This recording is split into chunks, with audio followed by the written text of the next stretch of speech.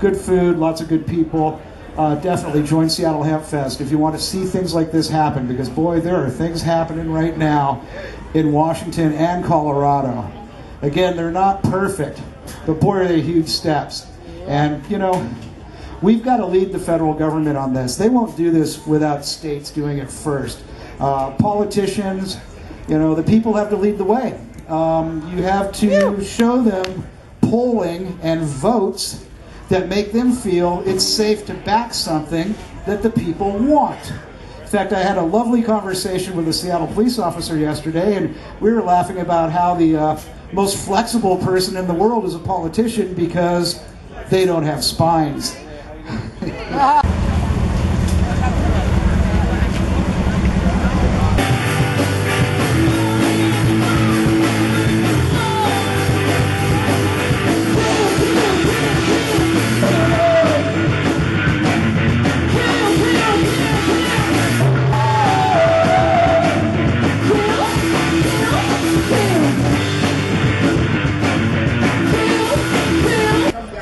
I also wanted to mention the Hempposium has a new name this year. It is now the Ric Smith Hempposium stage. Ric Smith, I'm going to start crying now. Ric Smith was an amazing activist, and we've got a little display over here about him. There would be no Hempposium if there was no Ric Smith. He lobbied Hempfest for years to put education structure in Hempfest. Before that, we had speakers, but it was just people speaking between bands. Now we have about 16 panels over the weekend on all different types of subjects, and it gives these nation and worldwide activists a really good chance to come up here and disseminate information in a really special way. These sort of panels don't happen everywhere, and we're really proud to be doing that. But Ric Smith is the reason that it's here. Rick passed away last December, and I have never seen the Seattle Times do a page-and-a-half obituary on a cannabis activist. And nobody paid for it. Rick was that big in this city and did that much for patients. He primarily helped elder patients. He talked lovingly about his blue hairs that he took care of. And Rick himself was sick. When he first started using marijuana, he was given 6 months to live, and he was in hospice. He came down to Seattle Hempfest, hooked up with Green Cross, got some cannabis, and lived for another 17 years.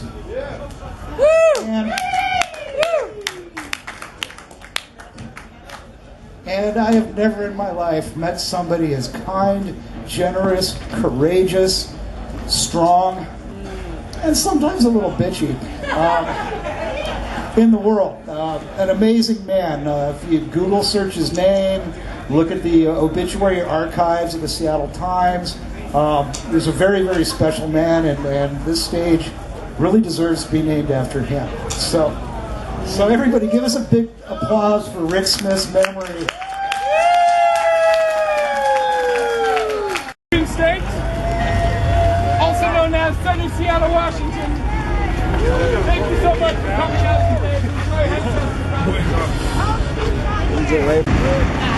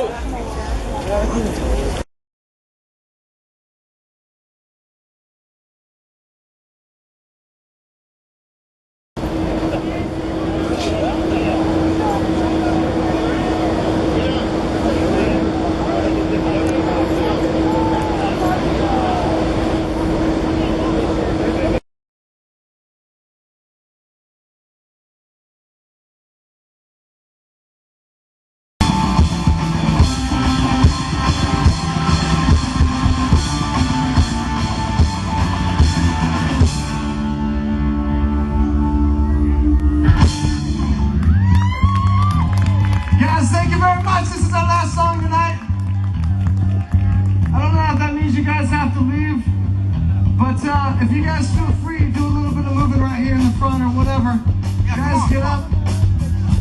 This song is called Mad Fans. We are Calico, spelled with a K, from Salem, Oregon. Come on.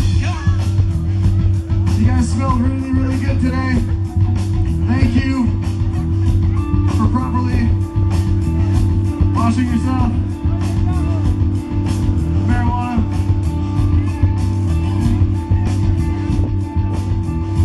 Thank you. That was fun. There we go.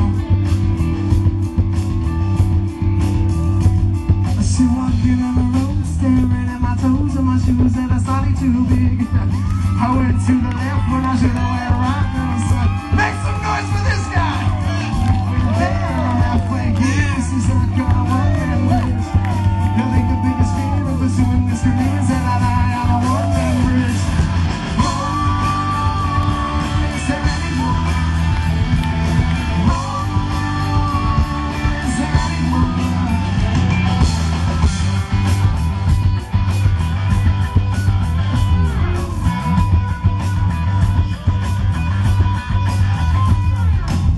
Spitting on, moves to the 2 before 11:65 man.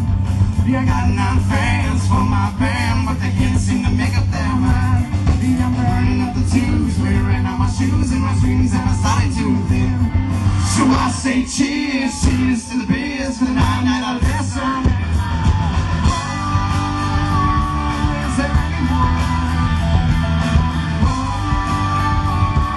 Is there anyone?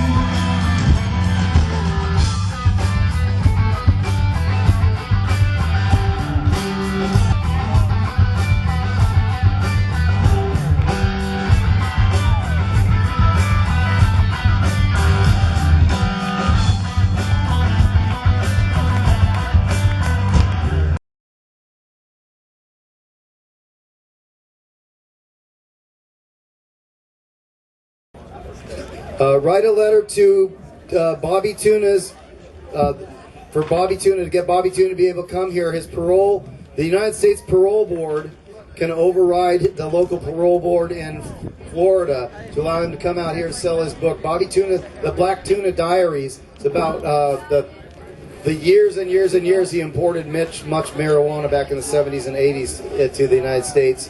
And write a letter to the chairman of the U.S. Parole Board. You all have your paper and pencil handy, right? Chairman of the U.S. Parole Board, Isaac Fullwood Jr., 90 K Street, that's K as in Kilo, Street, 90 K Street Northeast, Washington, D.C., 20530.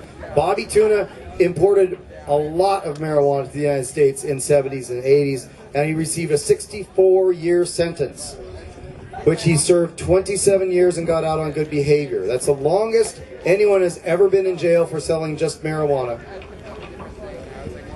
He got out, he completed his parole, he wrote a book called The Black Tuna Diaries. And like I said, you got to read 2 books before next year. You can read Black Tuna Diaries. I'm sure you can get it online somehow, because he cannot come around and do book tours like he was doing. He completed his parole, he wrote the book, he was doing a book tour, and the DEA or some other people said, we can't have this guy going around talking about legalizing marijuana. And so they re-upped his parole, which he had already completed, so he can no longer go around and do his book tour. And he was focusing his book tour on senior citizens. That's why he called it the Silver Tour, because he thinks that a lot of the problems that happen as you get older, Alzheimer's, arthritis, a lot of these diseases can be helped a lot, and you can get a lot of relief medically from cannabis. So he was doing the Silver Tour. He had to stop because of the parole board. So again, you're ready to check your work and make sure you wrote this down. Chairman of the U.S. Parole Board, Isaac, that's I-S-A-A-C, Fullwood, F-U-L-W-O-O-D, Jr., 90 K Street Northeast, that's K as in Kilo, Washington, D.C., 20530. If we can get enough letters written, we can change the way the U.S. Parole Board sentences people and tries to, the way the U.S. government can try to suppress free speech. I mean, it's really kind of bullshit that somebody who has done 27 years, completed their parole, suddenly has their parole reinstated just to try to silence their free speech. That's one of the things I feel strongest about is free speech. That's why I'm here, not because I think everybody needs to smoke pot, but because I think everybody needs to have freedom. That's why Peter McWilliams was for smoking pot. Not because he thought it was important that everybody be high, but because he felt that we should have the freedom to do what we want if it doesn't hurt other people. That's all there is to it. It's a basis of libertarianism right there. If you're not hurting other people, you should be allowed to do it. He wrote the book, Ain't Nobody's Business If You Do. That's why the flag's there. That's why the flag's there. Because you put it up. Are you busy? Can you take it down for us again? You gotta salute it first. Okay. That's the Hempfest colors. Purple, yellow, and green.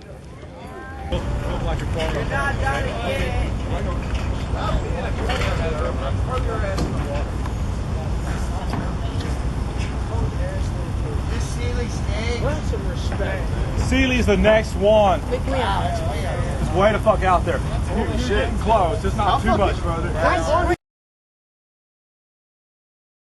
Yeah! Are you ready for some local hip-hop? Yeah, that's right, baby. We're gonna get it down right now. DJ CB4 on the ones and twos. Times, however many times. Put your hand up if you've ever felt some sort of strain, some sort of stress. Something trying to hold you back. You're just thinking to yourself,